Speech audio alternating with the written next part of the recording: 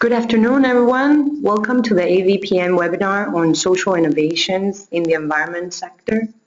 My name is Patty, and I'm the Membership Services Manager at the Asian Venture Philanthropy Network. With us today are two of our members, joined by their respective investees.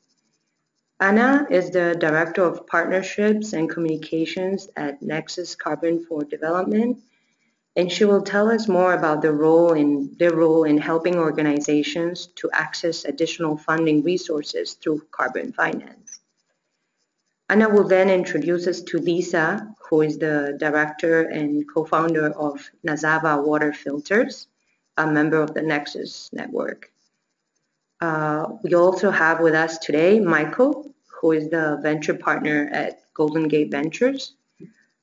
Michael will share with us some of his observations on the potential that mobile technology has in Asia in increasing access, and will also share with us one of their social venture investments.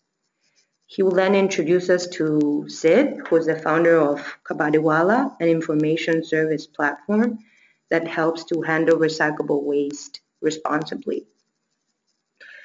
I would also like to welcome our members to the session, and for others, a short introduction about AVPN. We are a membership-based organization headquartered in Singapore, working to promote venture philanthropy principles and methodologies in Asia. If you would like to engage with us, please find out more at our website at www.avpn.asia or contact me at patty@avpn.asia. Before we proceed, a few housekeeping instructions. We will not take any questions during the presentation, which will last about 40 minutes, and then we will conduct the Q&A after. During the webinar, please use the console to type in your questions, and I will collate them and raise the questions to our speakers at the end of this presentation. Please indicate to whom you would like to ask the question to, since we have 4 speakers in this session. If you have further questions that are not answered by the end of the webinar, you can email us. The webinar recording will be posted on our website within the week. Without further ado, I will now hand over the presentation to Anna.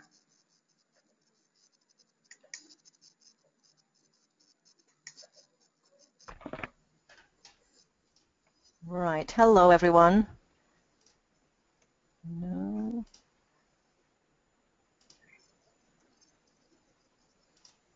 I'm just trying to locate my screen to. Right. Okay. I've got it here.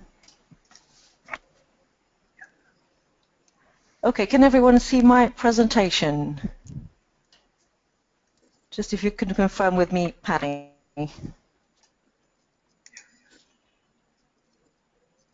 Yes, I'll just click through to test out that we can actually move to the first slide.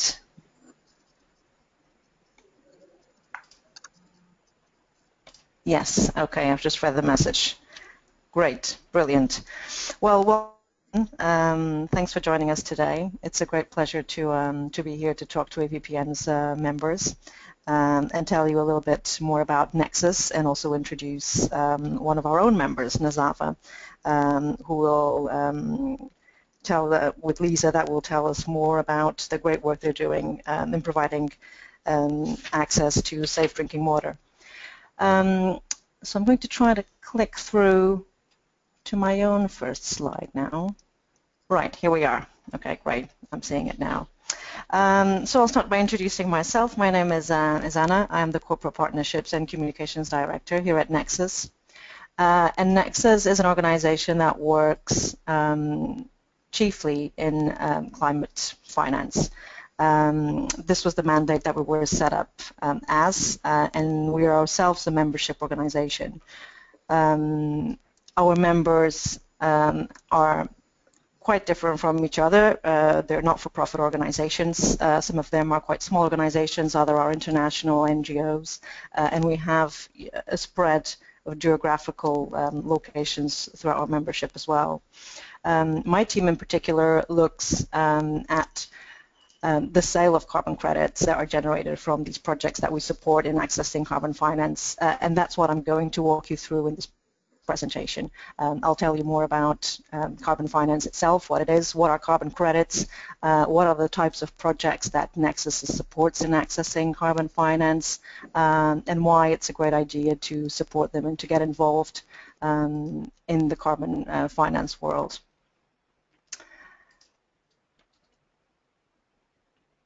Right, so in this slide you can just get a bit of an overview of who our members are, and you can get a feel for their geographical dispersion and also the sorts of different areas that they work in. There tends to be a commonality amongst them, and that is that they support communities in improving their livelihoods in some shape or form. So that might be helping them access clean water, that might be accessing renewable energy efficiencies, and other types of improvements. And that is really at the root of what Nexus' mandate is, which is to support our members in delivering these benefits to communities and improving their livelihoods. Throughout these multiple projects on the ground. So being a membership organization means that we're quite close to our members, and we can help them and support them right from the onset in setting up these projects to access carbon finance, for instance. Throughout our tenure, and Nexus is about 6 years old now, we've also expanded to providing technical support to our members and other organizations, namely through access to grants and loans and other sorts of instruments, but really carbon finance remains at the core of what we do, and that's what I will expand on today.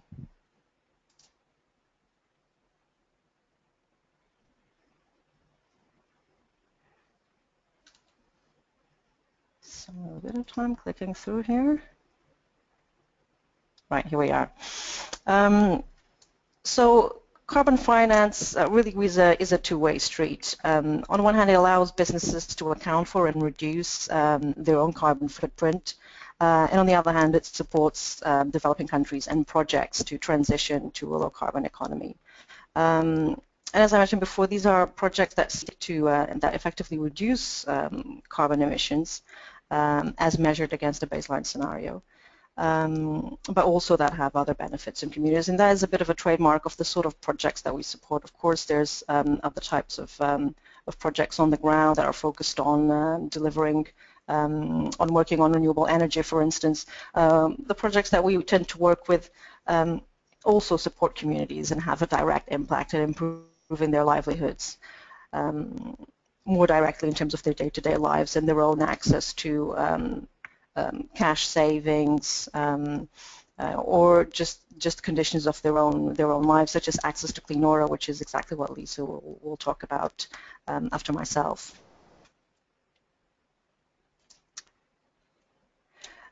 So a little bit more in terms of the carbon markets.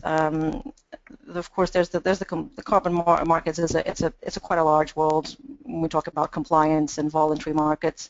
At Nexus, we're focusing on the voluntary market. So that means that we work generally with corporates, but also other organizations that are looking at improving their own environmental performance, that are interested in looking at their own carbon emissions and at the role they can play in reducing them and in supporting climate change avoidance overall.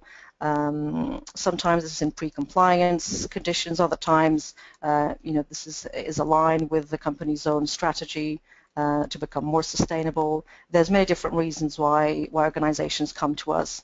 Sometimes it only has to do, chiefly with their own CSR policies, their concerns about improving the lives of communities, and they're much more concerned about what the projects are doing on the ground in terms of that front. So in the case of the project we support, all of those things are aligned, which means it's a great way to really understand climate change avoidance in a complex way, but in a very positive light.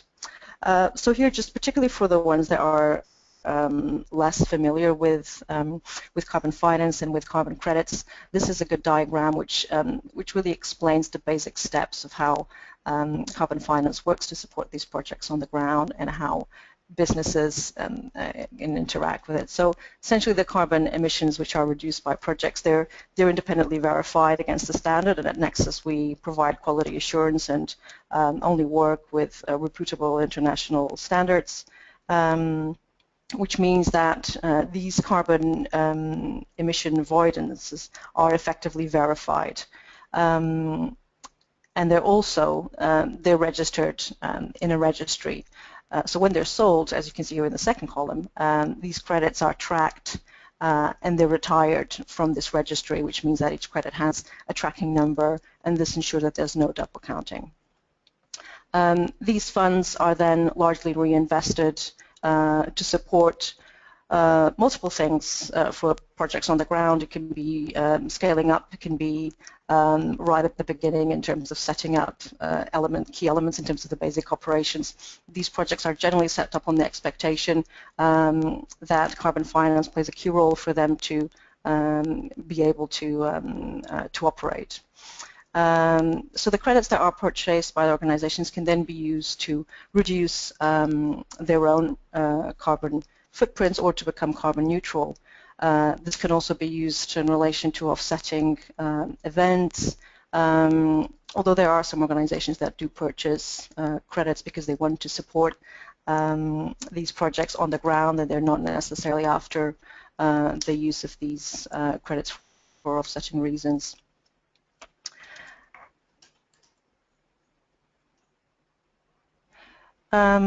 Yeah, this is pretty much what I've covered. There's also obviously an element of staff engagement. We do have companies that come to us and that get their own staff to choose from a pool of different projects which want to support. And they're often concerned about aligning what they're supporting with their own area of activity. And often these are companies also that that are concerned with just walking the walk, really, and trying to do something that is aligned with their own priorities in terms of corporate responsibility, environmental responsibility too. So here, in terms of Nexus's difference, I really wanted to highlight, how we operate in a close way to our members. Nexus is a membership organization. We're effectively governed in a cooperative structure, and we support the overwhelming majority of the projects whose credits we sell right throughout the inception in terms of setting up their carbon finance. So that means looking at the whole monitoring, verification, validation with them right from the onset, right up above the sale of these credits. But it also means that our priorities are aligned with those of our members on the ground, and also obviously that a large chunk of what we receive goes directly onto these projects and doesn't get lost in other intermediaries. So just to give you a bit of an idea of the range of projects that we work with, I've mentioned the third-party verification and the sorts of impacts, which I'll give some more concrete examples in one of the next slides. But we work with water purification, which is at the far right, and which Lisa here with Nazava Indonesia will give you great insight into. We also work with projects which deal with water purification in Cambodia and Laos. We have a great biogas project in Vietnam, so here looking at renewable energy and also waste avoidance. And we also work more broadly with energy efficiency with improved cook stove projects in several locations. So any of these projects have, both environmental impacts. One of them, obviously, is the fact that they effectively avoid the emissions of CO2 as compared to a baseline scenario. But they also have other positive impacts, like I mentioned. So here in the slide, you can see examples of these sorts of co-benefits or benefits on the ground delivered by water filter projects. So you have, for example, cost savings for low-income housing, also time savings by generated by using these water filters, and these are around time saved, which would be usually spent collecting the firewood or boiling water, for instance. The reduction in demand for fuel wood is also has impacts in terms of avoided deforestation, and crucially is one of the measures that generates the carbon savings in the first place. You also reduce indoor air pollution. So if you transition from a baseline scenario where people are generally boiling their water, and you move to using a filter, it means that these people can effectively, the impact of respiratory illnesses is much reduced. In some cases, what you also have is reduced impact of diarrhea, because generally the quality of the water that is consumed in itself also improves. And finally, there's also employment opportunities that are generated throughout some of our projects. And I'll leave it at here for now. I think I'm more or less in my time. I know I won't be responding questions just now, but please do ask your questions in writing as Patty instructed, and I will be very glad to answer them at the end. For now, let me just introduce Lisa, who's NASAVA's director in Indonesia, who will tell us more about their work providing access to safe and affordable drinking water. Lisa, over to you.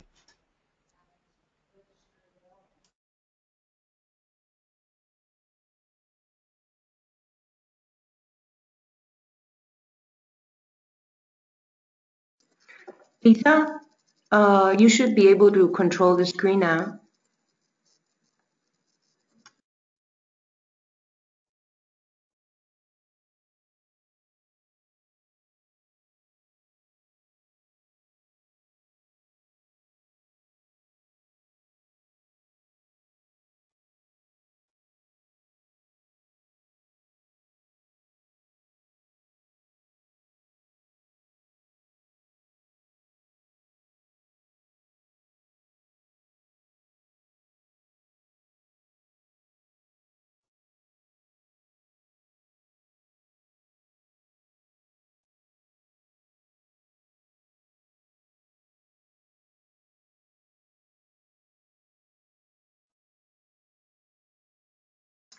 Hi, Lisa.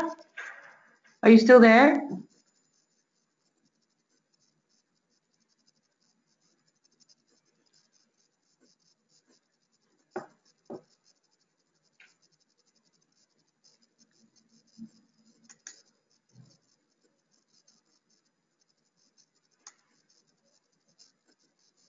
I think we might have lost Lisa. I think we'll let then Michael tell us more about Golden Gates, and perhaps if Lisa can join us again, she can talk about more. She can then talk about NASAVA. Just give me 1 second while I change the presentation deck.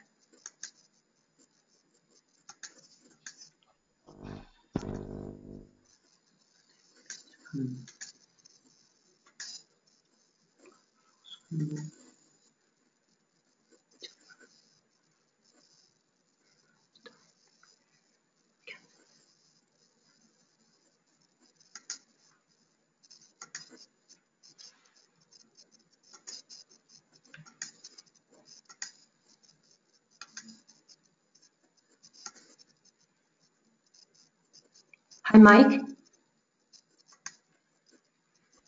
Hi, Michael. Yes, I'm here. Yeah, you should be able to control it. Okay, let me see if that works.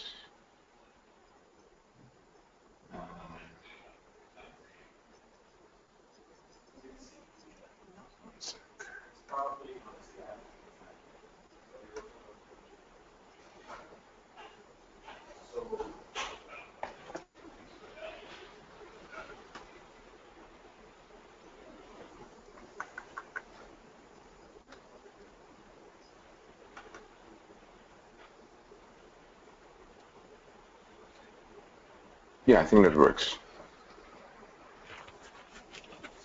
Okay, I'll leave it up to you. Okay. Yeah, awesome. Well, hi everyone. My name is Michael Lins. I'm a venture partner at Golden Gate Ventures. So Golden Gate Ventures is a venture capital firm based in Singapore. We invest in technology startups in the region Southeast Asia. And what we try to do is not only invest in these companies, but help build their companies in the region. So we've invested in about 27 companies thus far, and these are all what we call tech startups. And a tech startup is typically a company which founded a big idea. At least they hope it will become a big idea. And with that idea, they're building their team and they're building their first actual business with revenue and new users. So besides investing money, we also spend a lot of time with the founding team and to help scale their business. So we're a small team. We're with 6 people in Singapore, and we have one partner as an anchor in the US who is based in Silicon Valley, because we tend to try and use our network both in the US, Europe, but also in Asia, to leverage our companies that are expanding on a global level. The reason why we're based in Southeast Asia, or we're based in Singapore, and we're focused on Southeast Asia, is that we truly believe in the growth of this market. And it's not just us. So I'll talk about one specific use case in our portfolio later on. But it's also funds out of the US and funds out of Europe that have a lot of experience in the tech venture space, that are more and more investing in the region Southeast Asia. So this picture, and I hope it will go to the next slide. Let's see if this works. Yeah, here we go. So this picture tells a lot about the investments we're looking for. I believe this is, I'm trying to check. I don't know if it's either Jakarta or Bangkok, but it could be either city. And the thing is, we try to invest in companies that are building technology solutions that solve local problems in Southeast Asia. And when I talk about local problems, I mean problems that are not specifically global problems, but initially could be a specific problem for instance, in Jakarta. So when you look at this picture, heavy traffic, lots of Ojeks driving around, and when you're building a company that is built on distribution and that is built on, for instance, on e-commerce, which is selling goods online, you would have trouble bringing your package from A to B. So one of the things we've looked at is a company that actually picks up the package with a motorcycle and brings the package to the customer once they've ordered it online. So this is something you will never see in the US, or you will never see in Europe, but it's a typical, I would say, problem and a solution that is for either Jakarta or Manila or even Bangkok. I just want to track back to a bit of the history. Why do we think that local innovation typically works? And I like to use this example of WeChat. So WeChat is a messaging app based out of China, and they have an enormous following, not only in China but also in other regions such as Europe and the US that tend to communicate with the Asian region. It's a bit like WhatsApp, but only WeChat is way more advanced than WhatsApp is.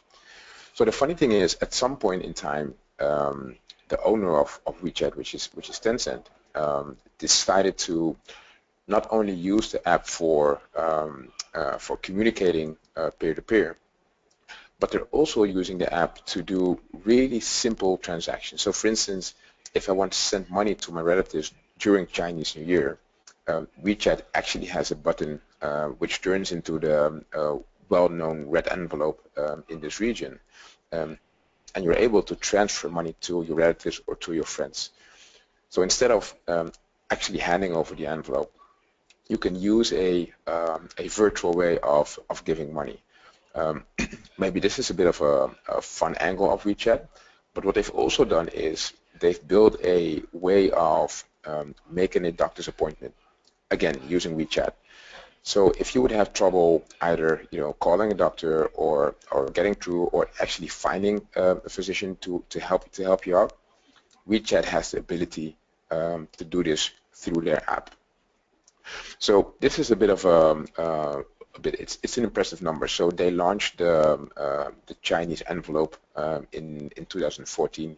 In 2015, they had over 1 billion in transactions, which is phenomenal, just using a communication app.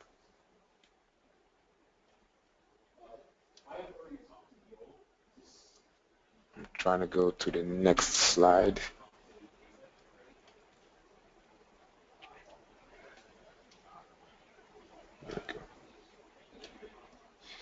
And so for the use case, which is one of our portfolio companies, I specifically want to talk about what's happening in Southeast Asia. So we all know the number in terms of population. We all know the big opportunity in Indonesia, the opportunity in Malaysia and the Philippines. And although these markets are really young, when you look at the tech ecosystem, and with tech I mean technology overall. So that could be from e-commerce to health tech to biotech to logistics, so across the board. It's a very young market. So in terms of number of companies that are doing this tech startup, we can't even compare it to the US. But the number of companies is definitely picking up. And just to give a small example, when we started our fund about 4 years ago to be exact, the number of companies we would see on average in a period of 6 months would be around 20 to 30. At this moment, we've looked at over 500 companies only this year. And all of those companies are actually trying to target the market in Southeast Asia. And these numbers actually show why this region has become so interesting. One of the bigger reasons why it's so interesting is the mobile penetration in the region is really high. So on average, when you, for instance, look at Singapore, people would have 1.5 mobile phones. So on average, everybody has at least one mobile phone, probably two, one for traveling and one for staying at home. This is Singapore, and Singapore is a mature market. But when you look at the developing countries, you will also see that the number of mobile phones that are growing is on a year-on-year basis are double-digit numbers, which means that although US and Europe is saturated in terms of mobile phone usage, there's still a big opportunity because there's a large group of potential consumers that still use these old cell phones, and they're actually transitioning into smartphones as well. So I always try and use this overview of the enormous growth in mobile connections in the region, and this is why these startups that are based in Southeast Asia fully focus on the mobile users as opposed to the US and Europe, where they will focus more on desktop PCs and laptops as well.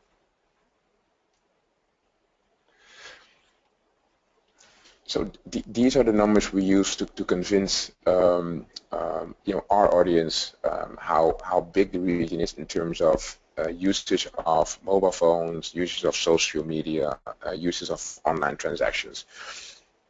So just to give an example, Indonesia is the second largest country when it comes to Facebook users. It's the third largest country when it comes to Twitter users. So normally we would think that North America or the US would take the lead in these numbers, but it's actually Asian countries that are taking the lead. The funny thing is that this number is still growing. So for instance, when you look at how people use Instagram, it's definitely way more advanced than we would do, and I'll just give an example. So in Indonesia, a lot of people use Instagram as a way to sell their used goods. So we all know companies like eBay or Craigslist. So eBay and Craigslist are made and built to do transactions, while Instagram is actually made to make pictures and share those pictures with your friends. The innovation within Indonesia is, well, I'm not just going to use Instagram to share pictures with my friends. I'm actually going to use it to try and sell goods. Now, Instagram is not an e-commerce platform, but the funny part is, so what they exactly do is they would take a picture, for instance, of a bag or a dress they're selling.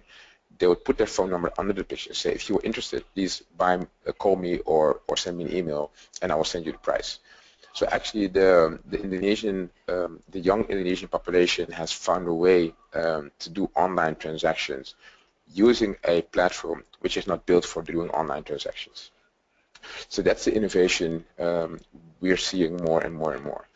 So one of the cases I wanted to go to is a company called Ruma.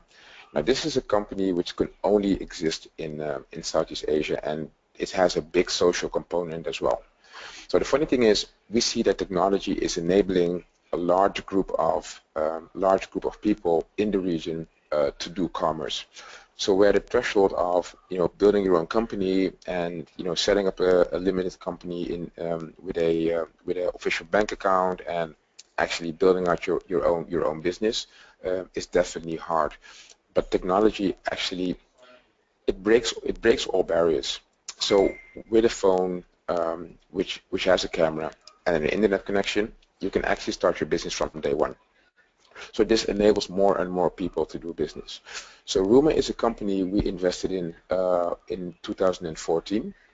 We invested alongside the Omijar network. The Omijar network is owned by Pierre Omijar, which is the co-founder of eBay.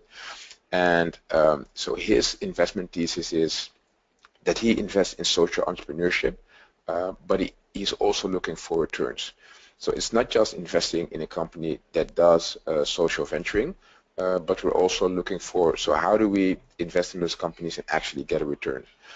Now, our thesis normally is that we invest in companies with the biggest commercial upside, but Ruma was a bit of both. Ruma is a social venture, but it's also a company which has a tremendous social upside. So what Ruma did is they found a way to enable banking for the unbanked in specifically Indonesia, not including Jakarta. So it's all focused on the rural areas. So what happens is a lot of the Indonesian population have a lot of cash on hand, don't have a bank account, don't have a credit history. But these people also want to have the ability to use e-commerce to buy goods online. So Ruma found a way to actually break into this market and address this market because their platform uses the old school telephones that we might have had 5, 6 or even 10 years ago, and they found a way to enable those telephones and actually make the telephone a banking system. So what happens is as follows. When somebody has cash in their home, an agent, and this agent is a person they would trust either in their village or in their network, they would pick up the cash and bring it to a 7-Eleven type store. Those agents actually manage the money for those people, and the people can buy either goods online or top up their cell phone, and the authentication is done through their cell phone. So what effectively happens is, using the Ruma platform, it enables these people to use actually banking services without having a bank account or without having a credit history. It's incredible how big this company has grown in just over a year's time, and the company is actually raising a significant amount of money again to grow their business in Southeast Asia. Initially focusing on covering Indonesia first. So this is a great example where old technology, new innovation, and an upcoming region actually come together. And this is also a good way where you see venture capital and social entrepreneurship come together as well. Well, I hope you enjoyed the talk.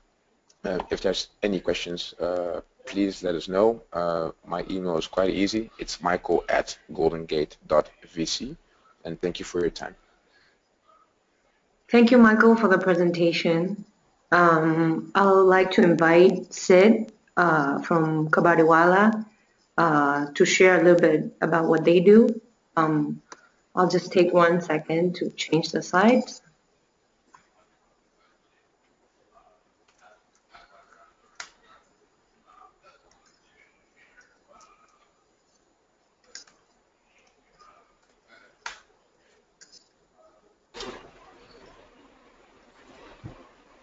Okay, hi everyone. It's very excited to be here. I am in Chennai, which is a city in South India. Let me see if I can make this.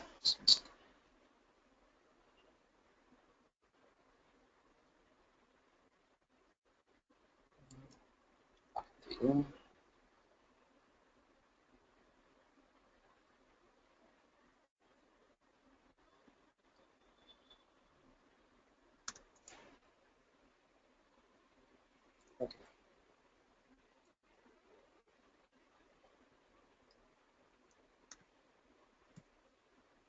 Okay.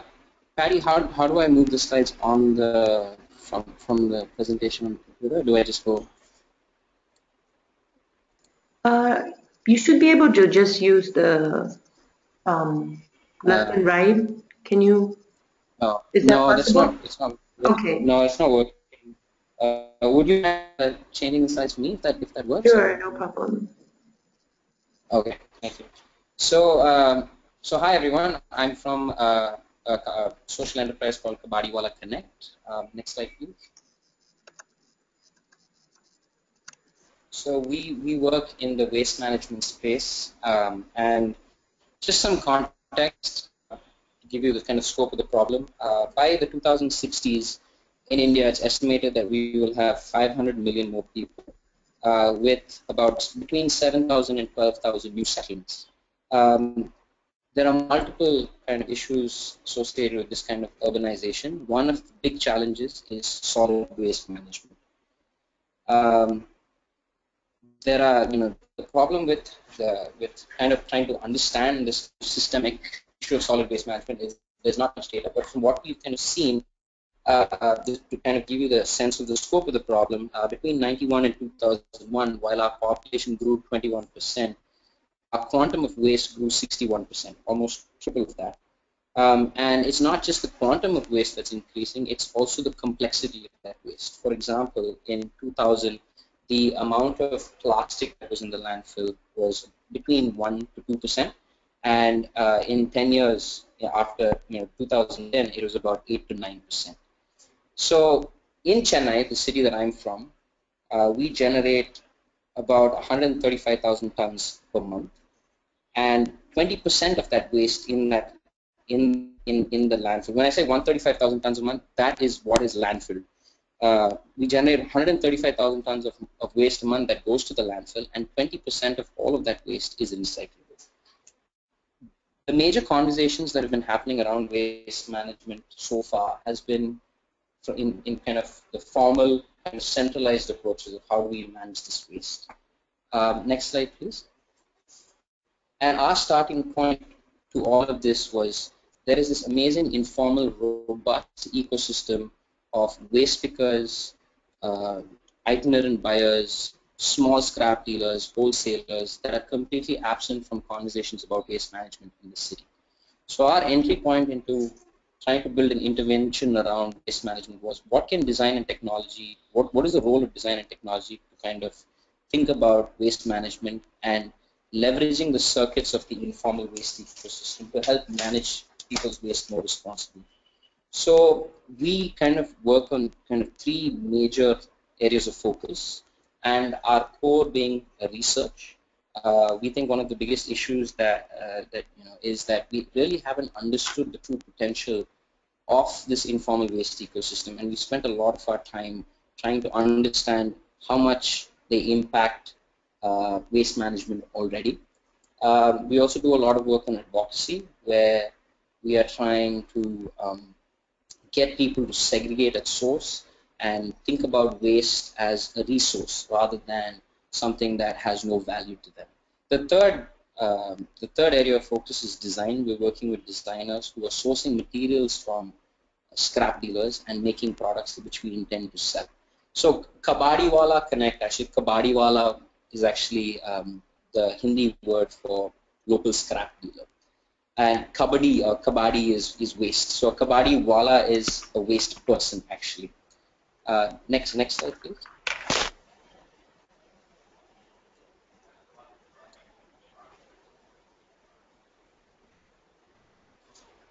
So what we have achieved so far is we've been working with two research partners in India, one from IIT Madras, the Indo-German Center for Sustainability, and one from Bangalore, Gubi Labs, which is also kind of a research think tank.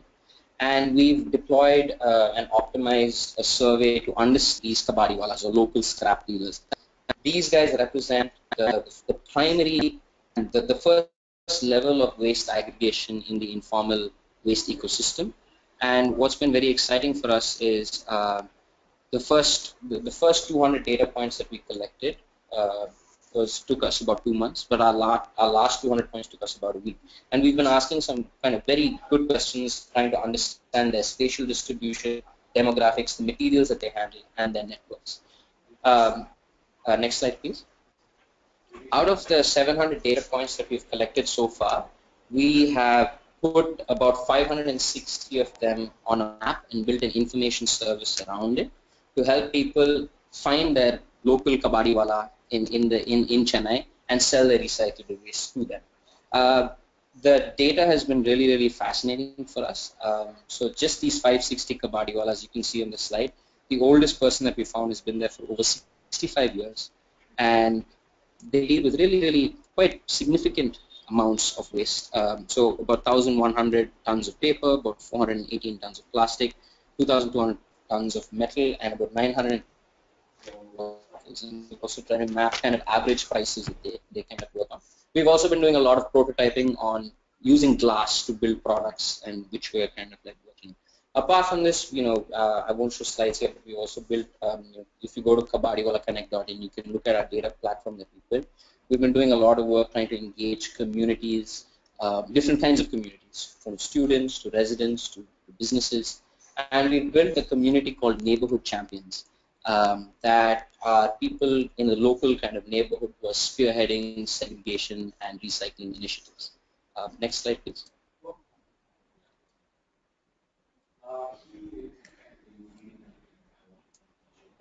So this is our team.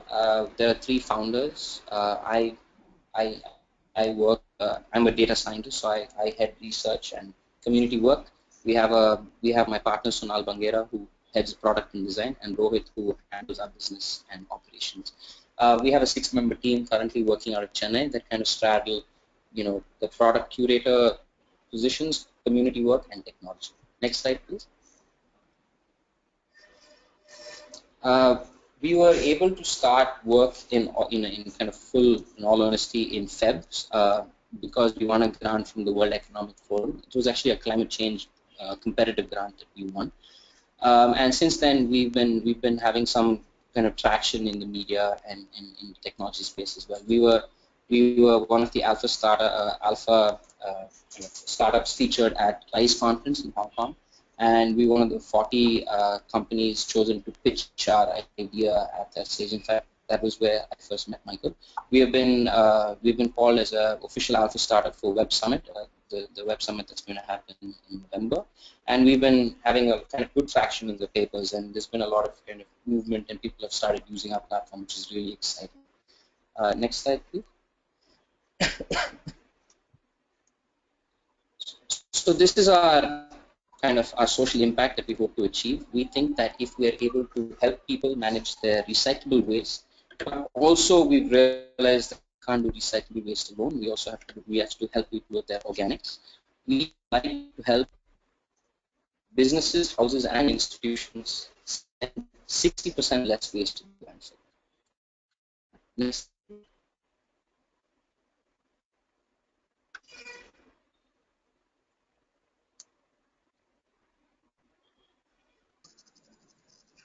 Hi, Sid. I think we've lost you. Hi. Can you just say that again? Okay, can you hear me now? Yeah, we can hear you now. Oh, sorry. So, I was just saying that this is our social impact, our intended social impact. We would like to work with communities to help send 60% less waste to our landfills just by working with the waste at source to do different kinds of things. And yeah, next slide, please.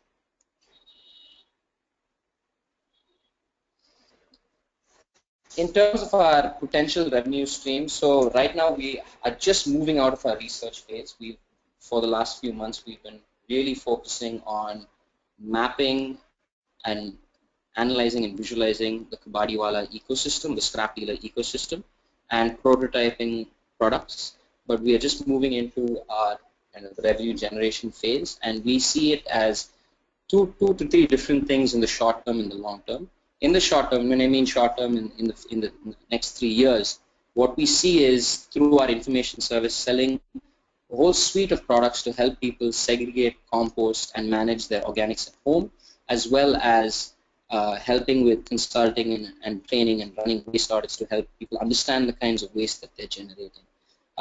We've also built a brand called Upcycle, and we're prototyping initial set of 60 products that kind of around lifestyle and technology, but we are kind of prototyping some really interesting products that I guess we classify as from our innovation lab, which is construction materials and home decor and things like that. In the long term, there are a lot of opportunities from a B2B model, which we think that we need to do more research to understand, and they are really just looking at kind of leveraging this amazing ecosystem of Kabadiwalas. They kind of like started 2 or 3 different things. The first and the most easy to understand space is just the information asymmetry.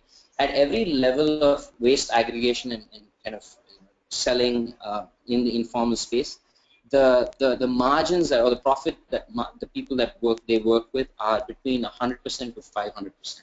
So there are a lot of opportunities, and there are a few companies that are attempting to kind of like use this to kind of like make a lot of money. So for example, going right to the source of itinerant buyers and routing over the Kabadiwalas because they can offer them better prices. These are all things that people do, and we are in a very good space to kind of move into some of these places just because our data is really our primary focus. We're actually trying to do a census of Kabadiwalas, trying to understand how much they buy for, how much they sell for, where they send it to, where are these recycling hubs. The other thing that's really exciting again is if we think about this informal ecosystem as a central kind of like very important ecosystem that needs to be supported, is actually just helping source new materials from these Kabadiwalas just by solving the volume issue that big recyclers have. For example, aluminium foil, chips packets and all of that are not taken by Kabadiwalas because they don't have anyone to sell it to. But there are waste processors who process this kind of waste. So by understanding and converting this whole Kabadiwala ecosystem and getting them to pick up, if they pick up 7 materials, getting them to pick up 8 or 9 or 10 materials really is very exciting if you're able to solve this volume. There's also been a lot of talk with certain companies being able to source back materials just using this ecosystem. So we're exploring a bunch of potential B2B possibilities there, and that's been very exciting as well. Next slide, please. Yes, so this is our ask for a 3-year period. We're looking to raise about $2 million to continue our research and develop our company. Thank you. Thank you, Sid, for sharing with us. It's really impressive what you started. I think Lisa is back with us, so I just want to give her the opportunity to tell us a little bit more about what they are doing. Just 1 second while I switch the slides.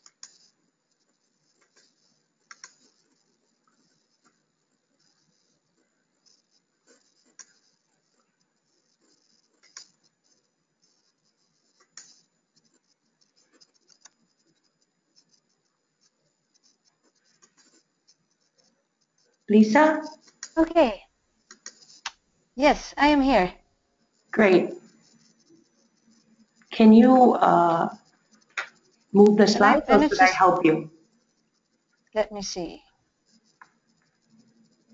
I am trying to. I think it will be better if you do it. Okay. Please. Hello, everyone. Thank you for your patience, and thank you for attending this webinar. And also thanks a lot to the AVPN for having us in this presentation. We're very excited to be here, and it's very interesting to hear about all the solutions that the two other companies are providing to solve the problems that we're facing here in the world. And I'm based in Bandung, which is the third biggest city in Indonesia. And what's so interesting is that, as we heard before, Indonesia is the second biggest country on Twitter, the third biggest country on Facebook. The penetration of mobile phones is like growing.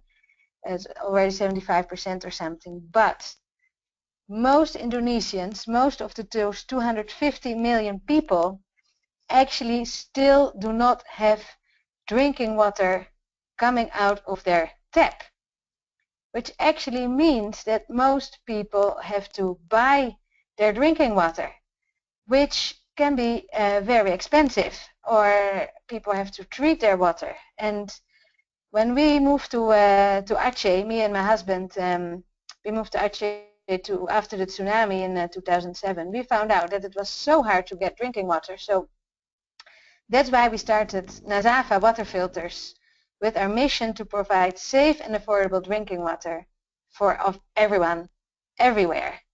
Can you show the next slide, please? So in Indonesia, nobody has safe drinking water coming out of their tap, which means that all the water has to be treated. Treatment is mostly done by the poor rural population through boiling, and most people boil on wood. That doesn't only mean that women have to spend more than 10 hours per week looking for wood, which already, of course, is a huge impact on the time that people spend just to get their drinking water. It also means that actually 9 million of CO2 emissions are omitted every year.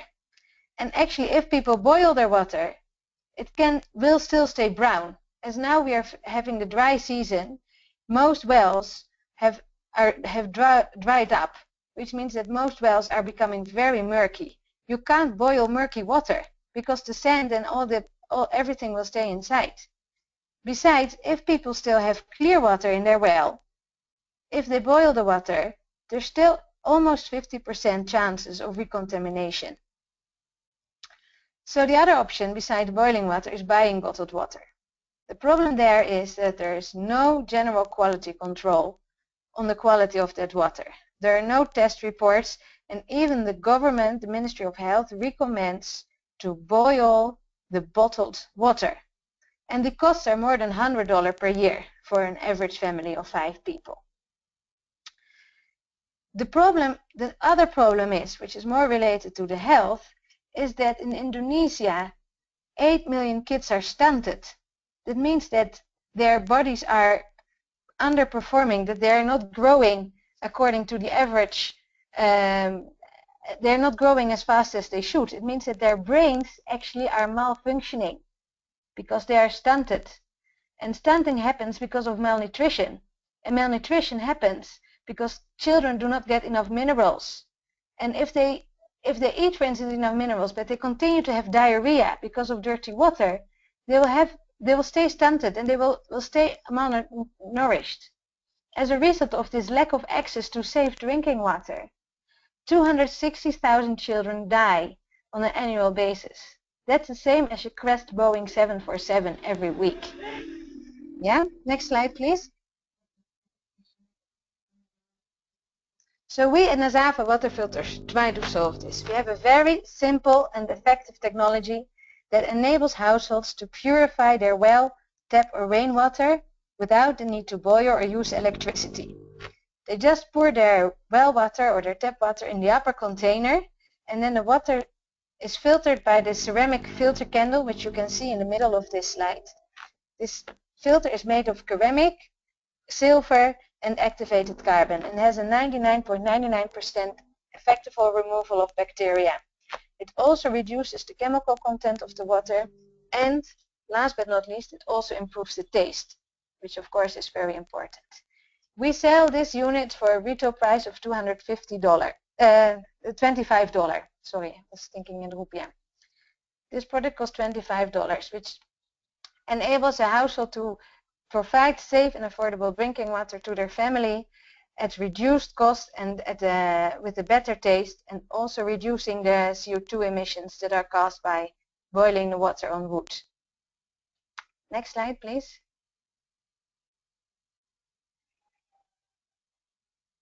So this is our team.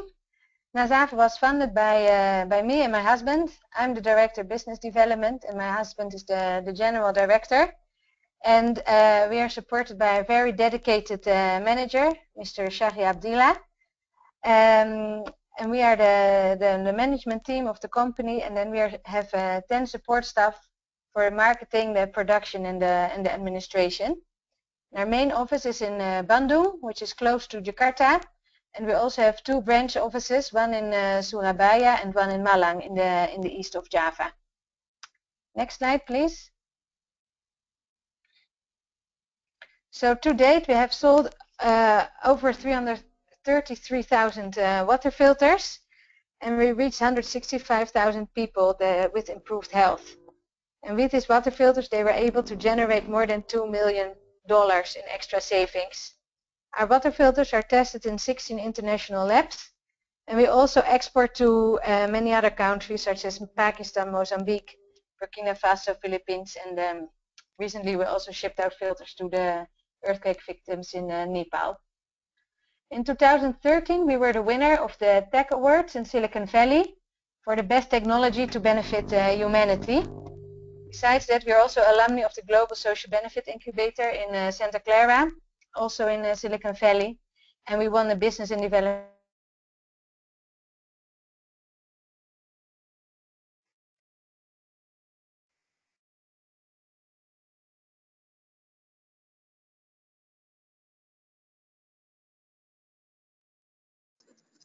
Hi, Lisa.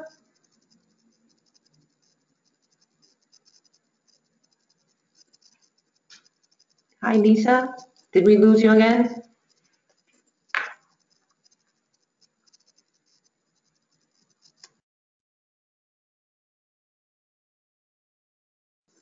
Hello? Yeah, hi. Are you back? I hope you can hear me. Yes. So our aim is that by 2020, we reach over 1 million people with improved health. We increase their disposable income with over $16 million, and we reduce the CO2 emissions with 170,000 tons. And therefore, we are seeking partnerships. Next slide, please. And something changed, I think, between the PowerPoint program. Yeah, you can show the next slide, but it looks different than the slide that I've sent. But what you can see, well, in the previous slide, you can see that we are a profitable making company. By 2020, we will generate more than $600,000 in profit, and we will also contribute to the reduction in CO2 emissions. Next slide, please. And in order to reach our goal, we are seeking an investment of $500,000, of actually $290,000 already covered. So we're still seeking $110,000 just to close our deal. And this money will be spent in the expansion of our reseller channel, in inventory and research and development, and to further strengthen the organization. Next slide, please. So thank you very much for listening to our presentation, and thank you to the AVPN for hosting us here. We are very much excited, and if you have any questions, you can reach me at lisa@nazave.com. Thank you very much. Thank you, Lisa. We've run a little bit over time, but we actually have already a few questions. So we have one question for Sid. This is regarding if you've measured the income increase of the kabadiwalas, after they participated or after using your app, your platform. Right. So we've only been piloting it in certain neighborhoods, and we've not seen anything that's too exciting in terms of significant material increase to the Kabadiwala ecosystem. However, in the neighborhood that we were working in, so we worked with 10 apartments, and we helped them send their recyclable waste to about 20 Kabadiwalas in their neighborhood, and we were able to track about 30% to 35% of increase in the recyclables that they sent in terms of how much more money they were making that month, just by 5 or 6 apartments sending all their recyclables to these people. But we haven't actually done it at the scale of our information service, which is 560. We are still looking to raise money to actually map everybody in the city and then target through community kind of engagement block by block. But our pilot has looked pretty exciting. That answers the question. Thank you, Sid. I have another question for Lisa. So the product looks very impressive, and the price is also very reasonable. So I guess they would like to find out what are some of the challenges or the obstacles that you are finding to scale up. Yeah, that's a very good question. Yeah, so one of the challenges is that people actually do not know that you can purify the water, and people do not realize that actually if you purify the water with an Azafa water filter, you actually get safer water for a better price. So we have to do a lot of education about health, because the general population in Indonesia is actually very low educated. And so in our presentations, and so what we have realized actually is Indonesia is very well organized in terms of social networks. So what we do is we present our product in Quran reading groups with women, or women that are organized through community organizations. We present at local health clinics. We work also together with the health districts in a couple of provinces. And what we do there is actually that we have like a general health presentation to educate people about water quality, because people just are not aware about the importance of safe drinking water. And although people boil their water, they are not aware that they have to boil their water for 3 minutes, but they only boil until the boiling point. So through that mechanism, we create a brand awareness and knowledge about our product, and that really helps in boosting the sales. Thanks, Lisa. I think our time is up, and I wanted to thank everyone. Thank you especially to the speakers, Anna, Lisa, Michael, and Sid, for sharing with us this very interesting session. If there are questions that have not been answered, please email us, AVPN, myself, Patty at avpn.asia, and then we can connect you to the speakers if necessary. We will be posting the webinar recording on our website by the end of this week, so please look out for it. Yeah, and thank you again for your engagement, and look forward to the next session. Thank you. Thank you very much.